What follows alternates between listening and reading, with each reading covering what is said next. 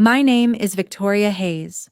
I never thought a single email at 10 p.m. would force me to make the most terrifying phone call of my life. The subject line read, "Urgent signing appointment, tomorrow 9 a.m." The body was short and cold. Meeting with Mr. Ronald Bennett to execute emergency documents regarding will and guardianship.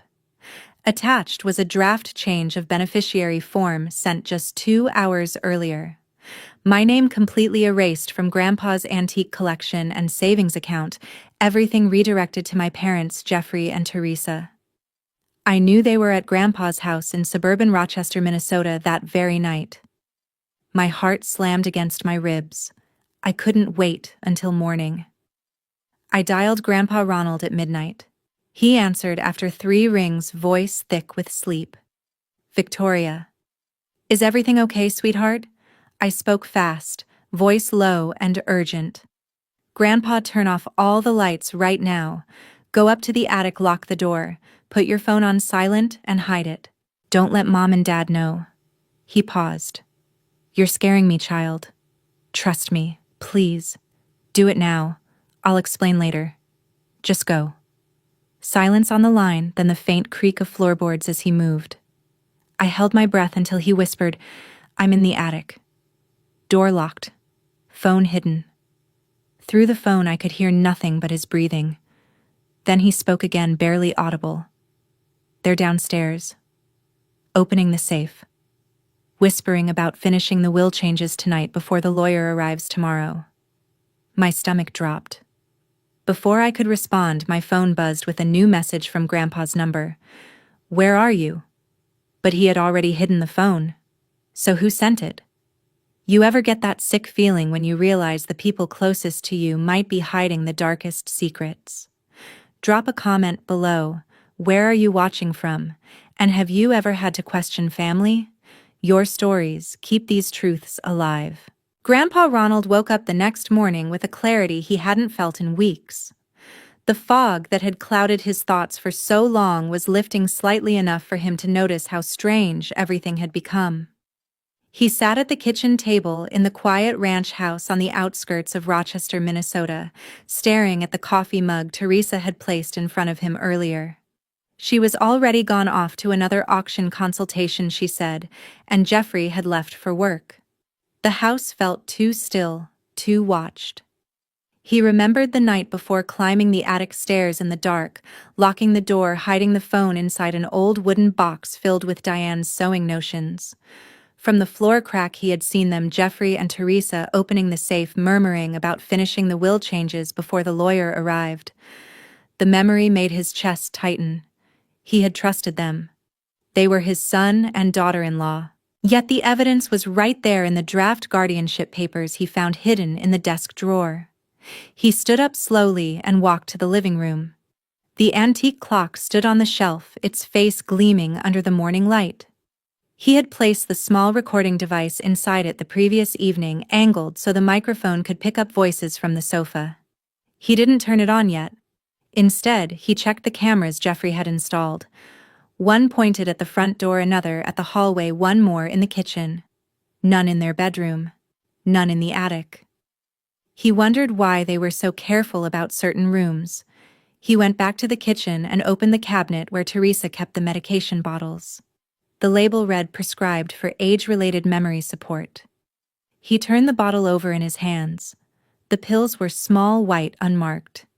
He had been swallowing them every day for months because Teresa insisted the doctor recommended them. Now he wasn't so sure.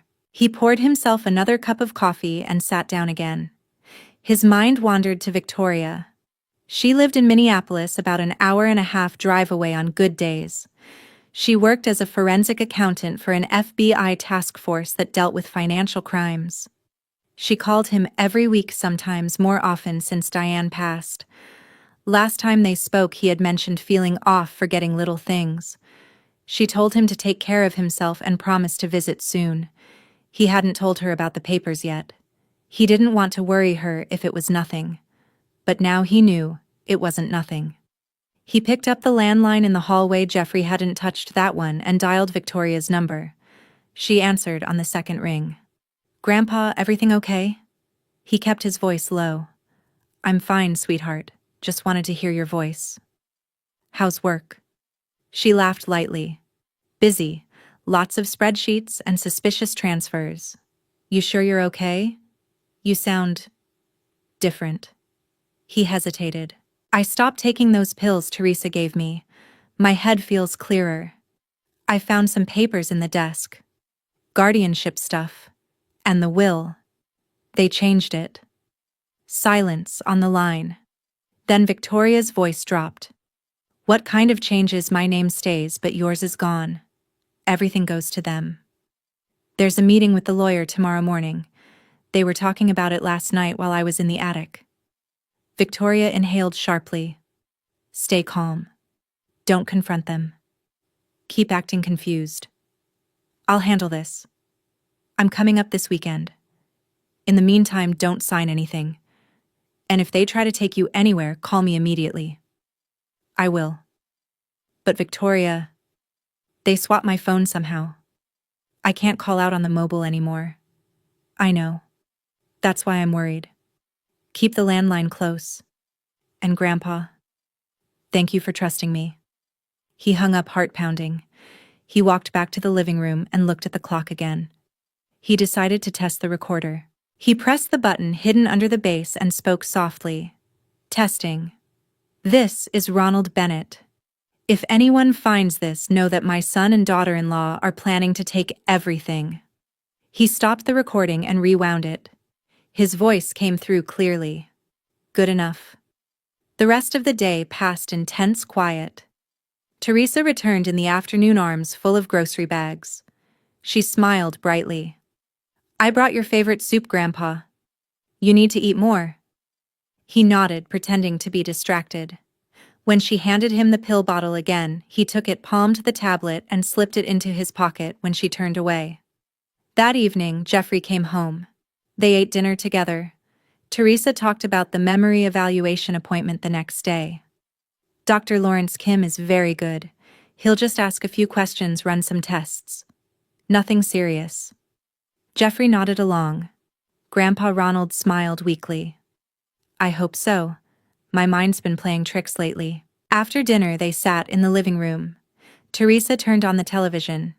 Jeffrey scrolled on his phone.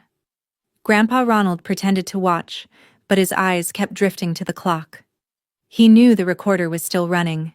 He waited until they started talking in low voices.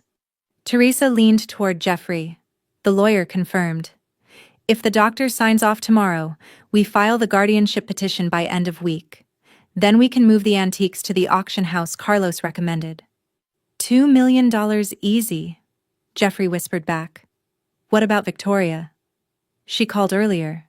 Sounded worried. She's in Minneapolis. Too far to interfere. And with the SIM swap, Grandpa can't reach her on the mobile. We're safe." Grandpa Ronald felt his blood run cold. He kept his face blank, eyes on the TV screen. Inside, everything clicked.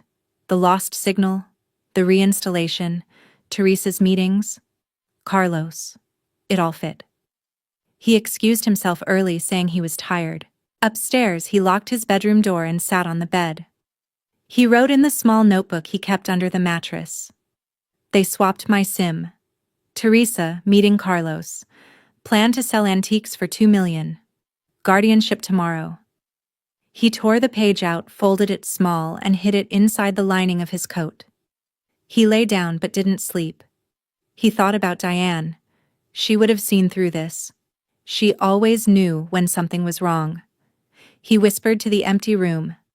"I'm sorry I didn't notice sooner, honey, but I'm noticing now." The next morning would decide everything. Grandpa Ronald waited until the front door clicked shut and the car engine faded down the quiet suburban street in Rochester. He moved quickly to Jeffrey's study, the room still carrying the faint scent of coffee from earlier. The desk drawer was unlocked. Jeffrey had grown careless, assuming his father's confusion made him harmless. Ronald pulled out the stack of papers he had glimpsed before. The guardianship petition was thicker now, with additional pages medical evaluation forms pre-filled with Dr. Lawrence Kim's signature affidavits, claiming Ronald suffered from progressive cognitive decline, and a proposed court order to appoint Jeffrey and Teresa as guardians of both person and estate. He read every line carefully. The will amendment was attached as an exhibit, Diane's original document from years ago crossed out in red ink, Victoria's name, struck through entirely replaced, with a clause directing the entire antique collection and savings accounts to his son and daughter-in-law. The collection alone was appraised at over $2 million at current market value, according to a recent valuation report clipped to the back. Ronald's hands shook as he saw Jeffrey's signature on the consent section. His own son had agreed to this. He sat heavily in the chair, staring at the documents. The confusion he had felt for months wasn't age, it was deliberate. Teresa's pills, Jeffrey's reassurances, the cameras positioned everywhere, except their private spaces. It all formed a pattern he could no longer ignore. He folded the papers, carefully returned them exactly as he found them, and left the room. Back in the kitchen, he poured a glass of water and swallowed nothing. He had stopped the medication days ago, palming each dose and flushing it later. His mind was sharpening again, memories returning in sharp focus, conversations he had forgotten, dates he had mixed up. He felt the anger rise mixed with a deep, aching sorrow. Jeffrey had been his boy, quiet, serious, always eager to help with the antiques. Teresa had seemed kind at first. Now he saw the calculation behind every smile. He climbed to the attic, the narrow stairs creaking under his weight. The space smelled of old wood and varnish, Diane's sewing box still sitting in the corner where she left it. He opened his notebook, the one he kept hidden under a loose floorboard, and wrote guardianship papers updated. Will amended to exclude Victoria. Dr. Kim signed off. They plan to file soon. He added the date and closed the book. He needed more proof, something undeniable. The recorder in the antique clock was running, but he wanted to capture their faces, their expressions when they thought he wasn't listening. He remembered the small digital camera Diane used for cataloging antiques. It was still in the attic toolbox. He charged it quietly, tested the video mode, and positioned it behind a stack of old canvases, lens angled through a gap toward the living room below. The view was clear, sofa, coffee table, the clock on the shelf. He set it to motion-activated recording and left it running. That afternoon, Teresa returned from her meeting. She carried a bag from a local pharmacy and placed another bottle of pills on the counter. New prescription, Grandpa. Doctor. Kim adjusted the dosage. Ronald nodded vaguely, thanked her, and slipped the bottle into his pocket when she turned to unpack groceries. He later flushed the contents down the toilet. Evening came. Jeffrey arrived home, loosened his tie, and joined Teresa in the living room. Ronald stayed upstairs, listening through the floorboards and watching the camera feed on his laptop screen. They spoke in hushed tones at first, then louder as frustration built. Teresa paced. The doctor's report is ready. If we get him to the evaluation tomorrow, Kim will confirm impairment. We file guardianship by Friday. Once approved, we control everything, the antiques, the accounts. Carlos already has buyers lined up for the collection. $2 million minimum. Jeffrey rubbed his temples. Victoria called again today. She asked about Grandpa's phone, said he sounded off. She's in Minneapolis, an hour and a half away. She can't do anything. And with the SIM swap, Grandpa can't reach her on his cell. The landline is monitored. We're covered. Ronald watched their faces on the screen, Teresa's sharp determination, Jeffrey's uneasy hesitation. He recorded every word. When they moved to the kitchen, he stopped the feed and saved the file to a hidden USB drive. He lay awake that night, notebook open beside him. He wrote Teresa mentioned Carlos again, buyers for antiques. They think I'm too confused to notice. He closed the book and stared at the ceiling. He wasn't confused anymore. He was angry. But he kept the mask on. He needed them to believe he was slipping away, so they would keep talking, keep planning. Keep giving him evidence. The next morning, Teresa reminded him about the evaluation. Just a quick check at the clinic, Grandpa. Dr. Kim will ask some questions. Nothing to worry about. Ronald nodded slowly, eyes unfocused. I forget things sometimes, he said, letting his voice tremble. Inside, he was steel. He knew Victoria was working on her end. He trusted her. But he also knew he couldn't wait for rescue. He had to play his part longer, gather more, make sure the trap closed on them completely. Grandpa Ronald carried the antique clock upstairs after dinner. The heavy walnut case felt familiar in his hands, the same clock Diane had wound every Sunday evening for decades. Its brass face glowed softly under the hallway light, the pendulum still swinging with the quiet rhythm she loved. He took it to the attic, set it on the workbench, and began working. He removed the back panel with a small screwdriver, careful not to scratch the wood. Inside the hollow space behind the mechanism, he secured the miniature recorder he had ordered online, using Victoria's account motion-activated high-sensitivity microphone battery life of 48 hours. He angled the mic downward through a tiny drilled hole he had made earlier, aligning it with the floor crack that overlooked the living room sofa. He tested it once, spoke softly into the attic air. Playback was crisp, voices from below would carry clearly.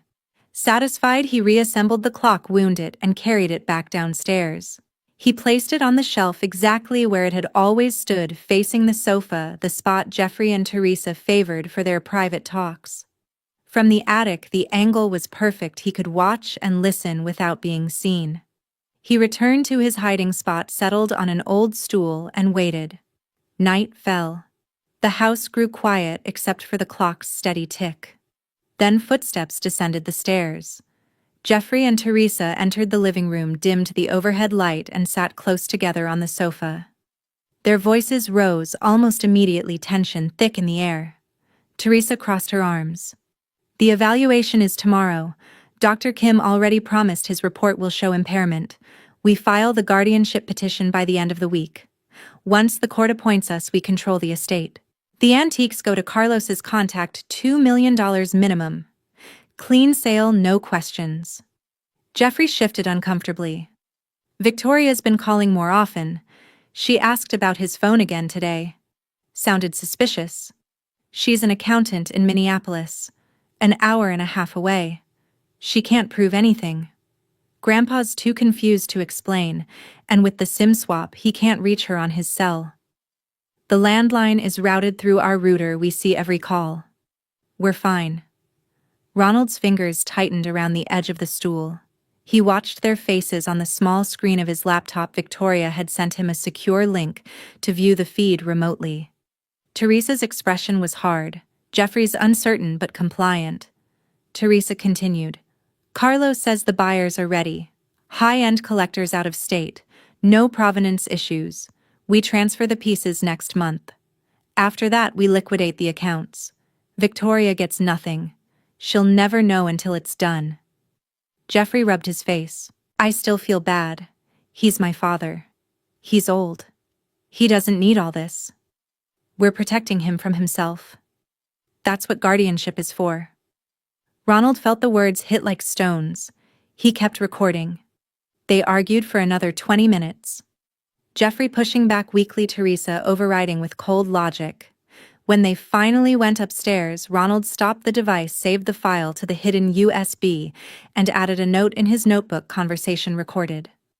Teresa named Carlos as buyer contact. $2 million estimated. Plan to file guardianship this week.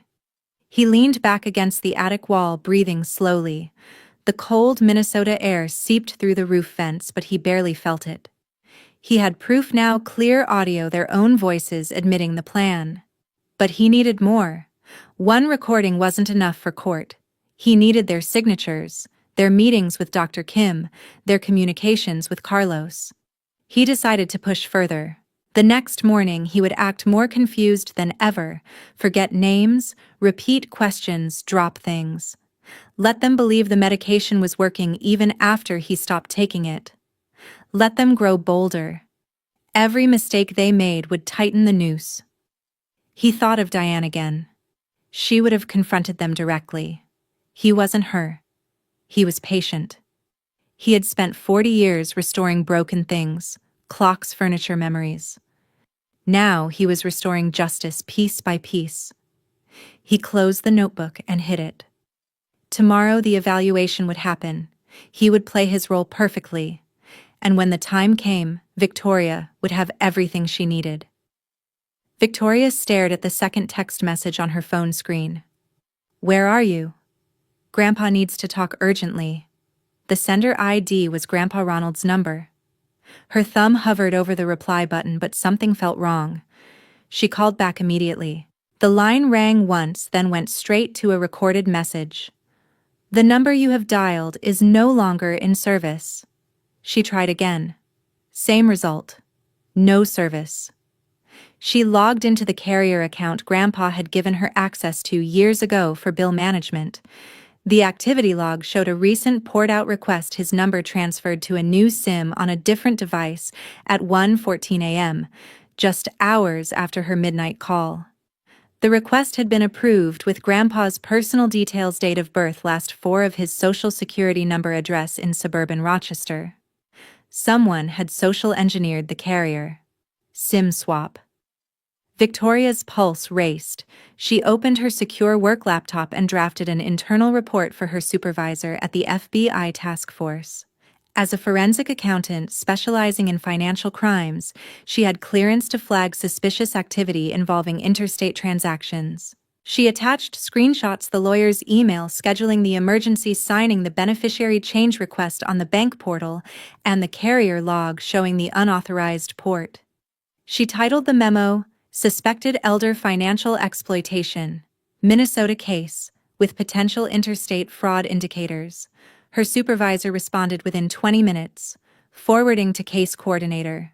"Coordinate with Minnesota APS for immediate welfare check. Do not engage directly, conflict of interest if family is involved. We'll pull carrier subpoenas and bank records." Victoria exhaled slowly. She couldn't lead the raid herself, but she could provide the paper trail.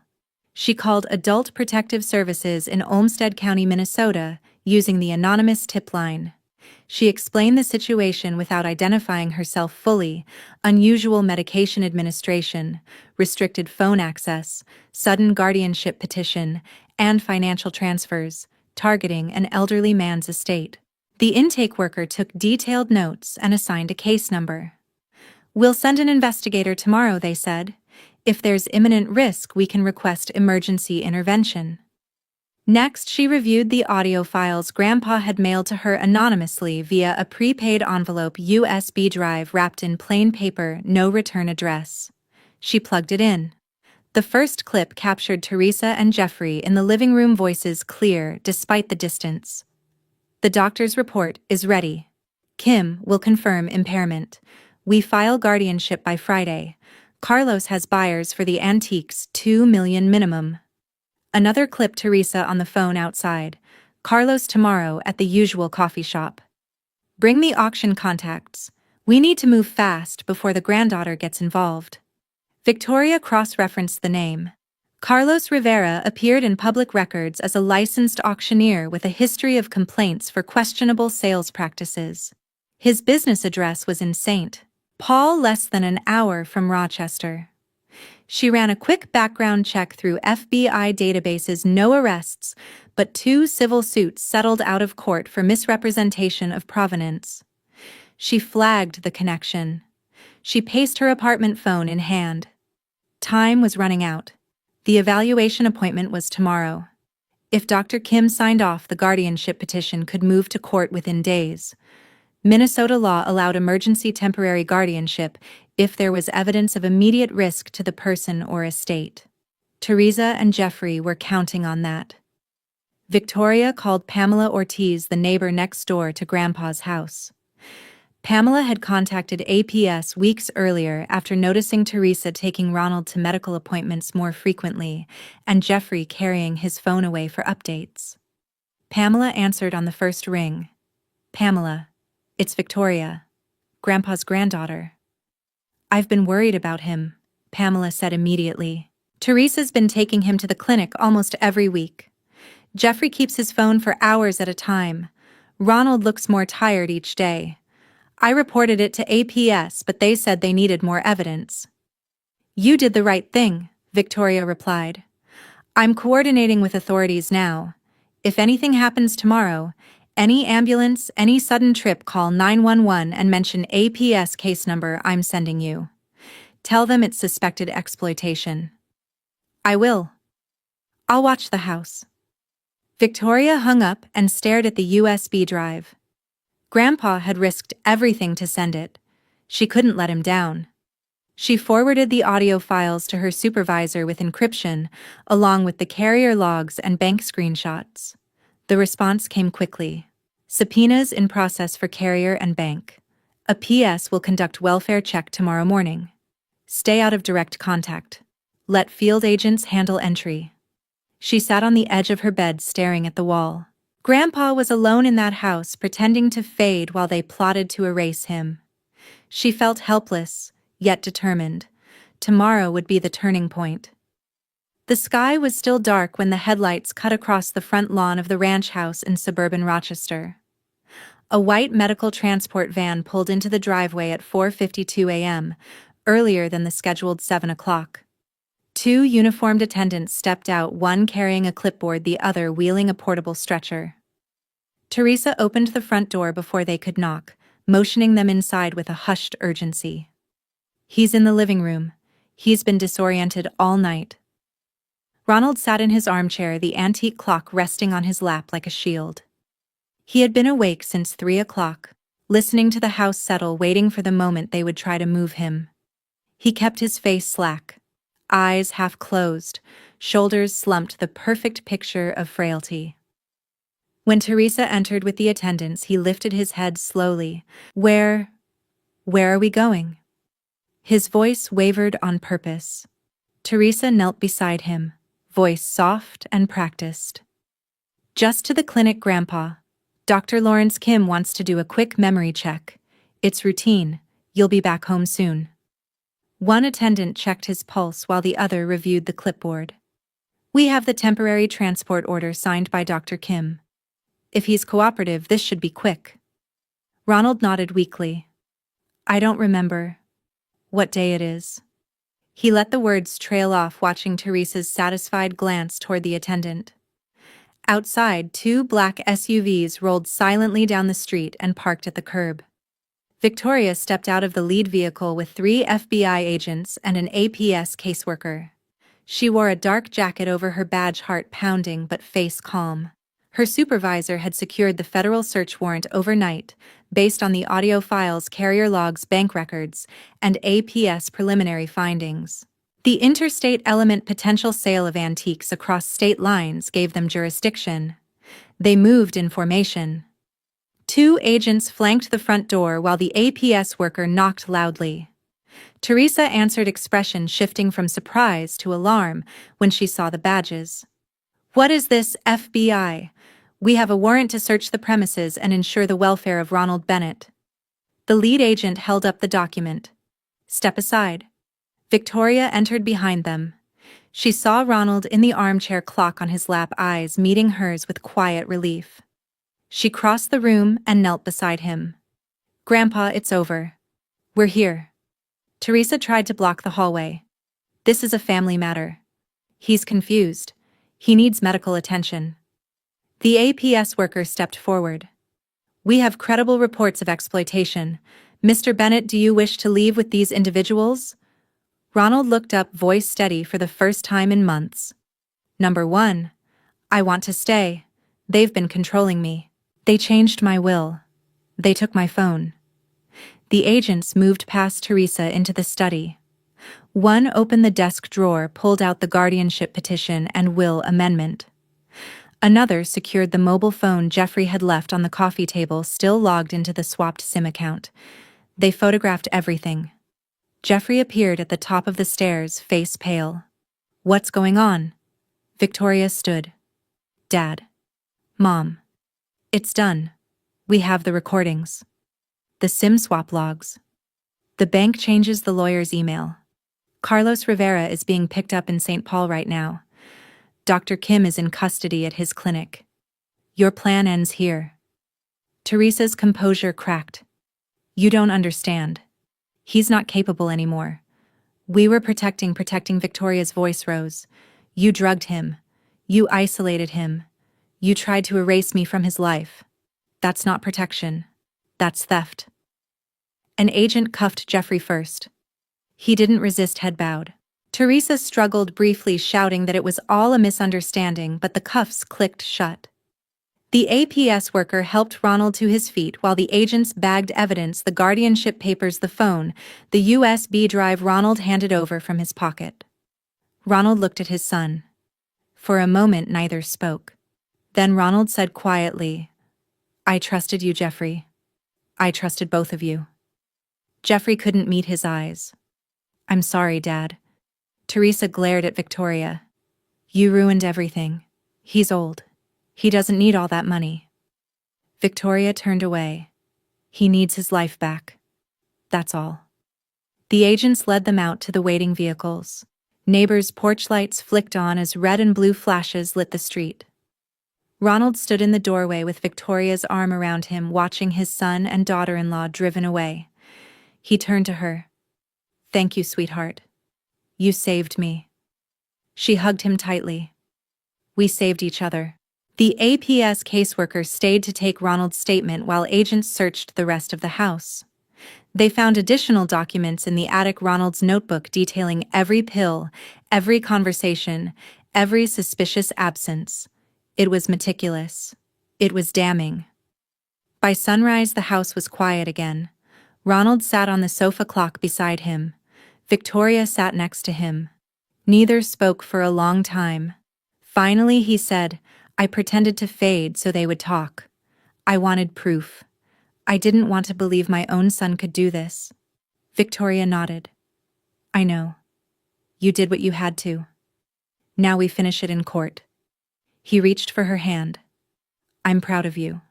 Diane would be too. She squeezed back. We're not done yet.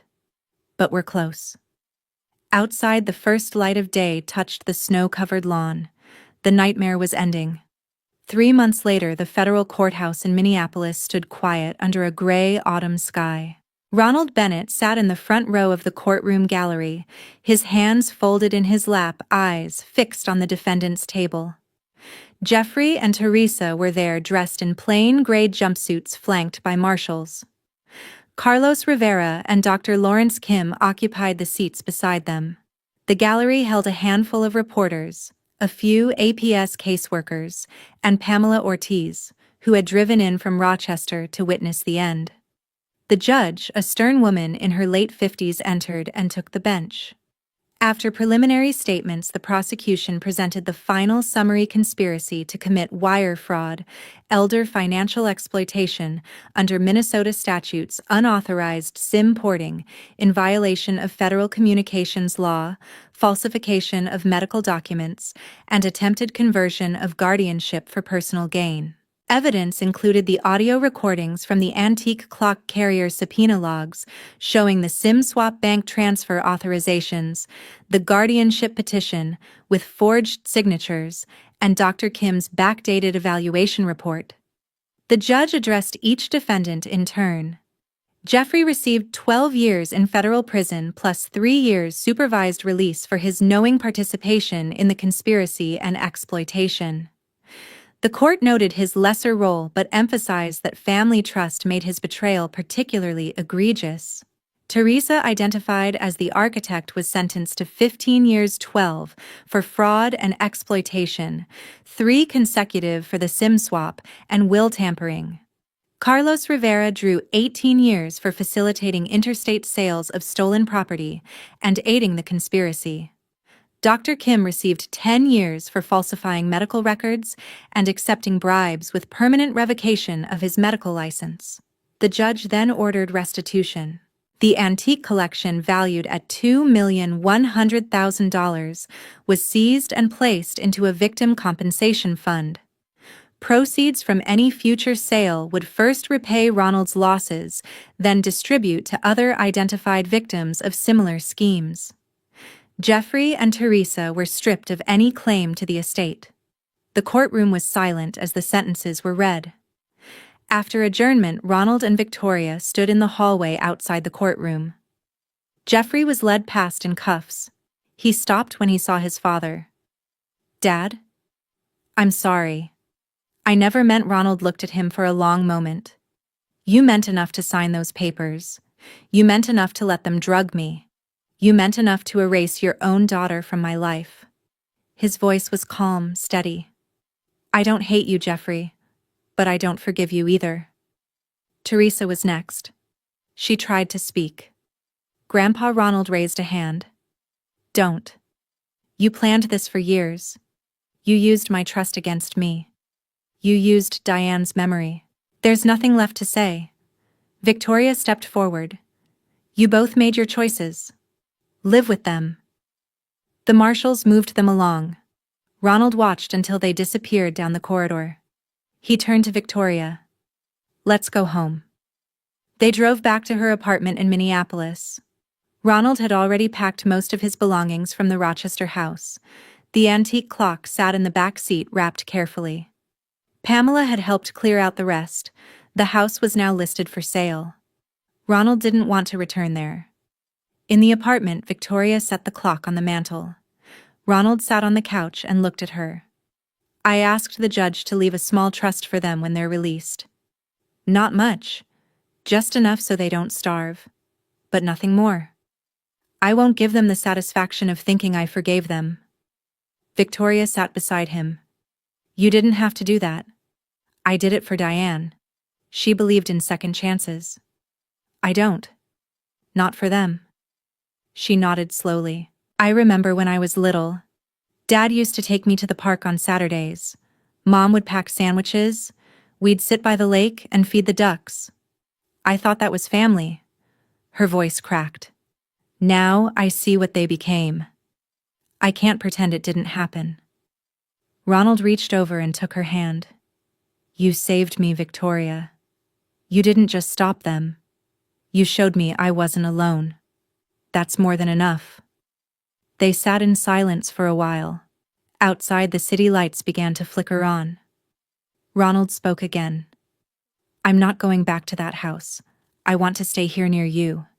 We'll fix up the antiques together. Maybe teach some classes at the community center. I'm not done yet." Victoria smiled through tears. "I'd like that." He looked at the clock on the mantel. "Diane always said time fixes things if you give it a chance. She was right about most things." Victoria stood and walked to the window. "I cut them off completely. No letters, no visits, no phone calls. I deleted their numbers. I blocked everything. It hurts, but it's what I need."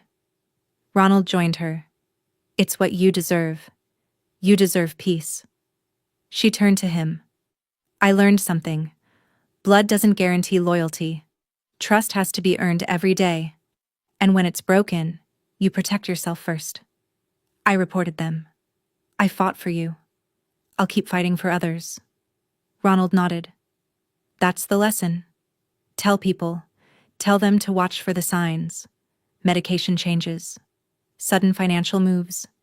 Isolation. If they see it, speak up. Call Adult Protective Services. Call the FBI if it's big. Don't wait until it's too late." Victoria looked out at the city. "I will. Every chance I get." Ronald placed a hand on her shoulder. "We start tomorrow. You and me. Fixing what's broken." She turned and hugged him. "We start tomorrow."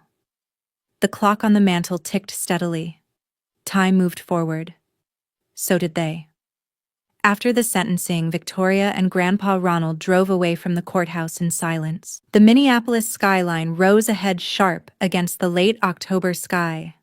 Ronald stared out the passenger window at the passing trees, their leaves already gone, branches bare. Victoria kept her eyes on the road, hands steady on the wheel. Neither spoke until they reached the small apartment she had rented near the riverfront. She helped him carry his suitcase and the antique clock inside. The place was modest, 2 bedrooms, large windows, a view of the Mississippi. Ronald set the clock on the living room mantel, wound it carefully, and listened to the familiar tick fill the room. "This is home now," he said quietly. Victoria made tea, coffee for him, herbal for her, and they sat at the kitchen table. Ronald looked around. "You didn't have to do all this. I could have stayed in Rochester." "I wanted you here," she said. "Close. Safe." He nodded. "I'm not pretending anymore. My mind is clear. Has been since I stopped the pills. I knew something was wrong 6 months ago when Teresa started with the medication. I played along. I wanted to see how far my son would go. I needed proof, not just for me, but for you. So you would have everything to stop them." Victoria set her cup down. "You let them think you were fading. You let them plan right in front of you." "I did. And every time they spoke, I recorded it. Every time they moved money, I noted it. I wasn't helpless. I was waiting." She looked at him, eyes glistening. "I wish I had known sooner. I could have helped earlier. You helped when it mattered most. You listened when I finally told you. You acted. That's what saved me." They sat in quiet for a while. Ronald reached across the table. "I left a small trust for Jeffrey and Teresa when they're released. Not much. Just enough to live on. Not because I forgive them. Because Diane would have wanted me to leave something, anything for our son. But they get nothing else. No antiques. No accounts. No second chances from me." Victoria swallowed hard. "I remember Dad taking me to the park when I was little, Mom packing sandwiches. We'd sit by the lake and watch the ducks. I thought that was family. I thought it would always be that way." Ronald's voice softened. "It was for a long time. Then money came between them and us. Greed changed them. I can't pretend it didn't happen. I can't pretend they didn't try to erase you." "I cut them off completely," she said. "No letters, no visits, no calls. I deleted their numbers. Blocked everything. It hurts every day, but staying connected would hurt more." "You did the right thing," he told her. "Some bridges aren't meant to be rebuilt." Victoria stood and walked to the window. The river moved slowly below, lights reflecting on the water. "I started speaking at community centers last month. Elder exploitation awareness. I don't use real names. I don't need to. People listen when they hear how easy it is, how family can turn on family. I tell them to watch for the signs: sudden medication changes, restricted phone access, new financial documents, isolation. I tell them to call Adult Protective Services, to trust their instincts, to report early." Ronald joined her at the window. "That's good. That's what Diane would have wanted. Use what happened to help others." "I learned something," she said. "Blood doesn't guarantee loyalty. Love can be poisoned by greed. Trust isn't automatic, it's earned every single day. And when it's broken, you protect yourself first. You protect the people who still matter." Ronald placed a hand on her shoulder. "You protected me. That's enough." They returned to the table. Ronald opened a small box he had brought from Rochester. Inside were old photographs, him and Diane on their wedding day, Jeffrey as a boy holding a toy truck, Victoria, at 5, sitting on Grandpa's lap with a tiny antique pocket watch. He handed her one. "Keep this. Remember the good parts. Don't let the bad erase them." She took the photo. "I won't." The next morning, Ronald set up his workbench in the second bedroom. Tools, varnish, small brushes, everything he needed to keep restoring pieces. Victoria left for work, promising to be home by 6. When she returned, he was polishing a brass candlestick. They ate dinner together, simple pasta salad, the clock ticking in the background. Over the weeks, Ronald grew stronger, his hands steadier, his stories clearer. Victoria listened every night. She recorded some of them, not for court, but for herself. She wanted to remember Diane's laugh, Ronald's quiet humor, the way they built a life together. One evening, Ronald said, "I'm donating half the remaining antiques to the Minnesota Historical Society. The rest stay with us. No more wills. No more changes. When I'm gone, everything goes to you, and to the organizations that help people like me." Victoria nodded. "That feels right." He smiled. "Time fixes things if you give it a chance. Diane always said that. She was right." Victoria looked at the clock on the mantel. "We're building something new here. Something honest." Ronald reached for her hand. "We are. And that's worth more than $2 million. Outside, the city lights shimmered on the river. Inside, the clock ticked steadily. Time moved forward. So did they.